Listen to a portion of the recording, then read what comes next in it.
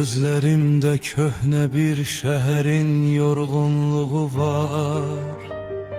Senden kalan bir avuç sükut, biraz da gubar. Divarlarda asılı kalıp gülüşlerimiz, İndi her küncde bir ayrılık havası var. Sözler dodağımda donup kaldı bu akşam. Ben seni itirmeye hele alışmamışam. Yollarımız ayrıldı, izlerimiz silindi. Ben sensiz kalmalı hiç vakt arzulamamışam. Her şey güzel olacaktı, ele söz vermiştim.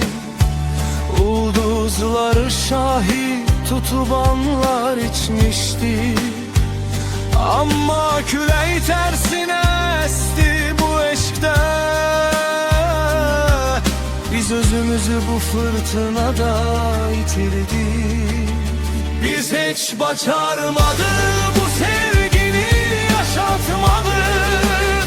Biz hiç başarmadık bu hikayeni tamamlamadık. Biz hiç başarmadık o sessizliği sındırmadık. Biz hiç başarmadık birbirimizle danışmadık. Aşılmaz dediğimiz divarımı yıkabilmedik.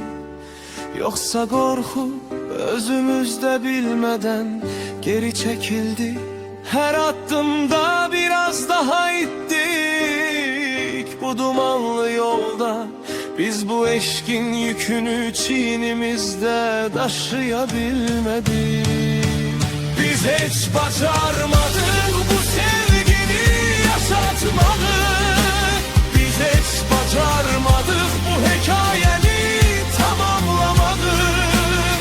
Biz hiç başarmadık o sessizliği sındırmadık. Biz hiç başarmadık birbirimizle danışmadık. Yarım kaldı her şey, sen ve ben.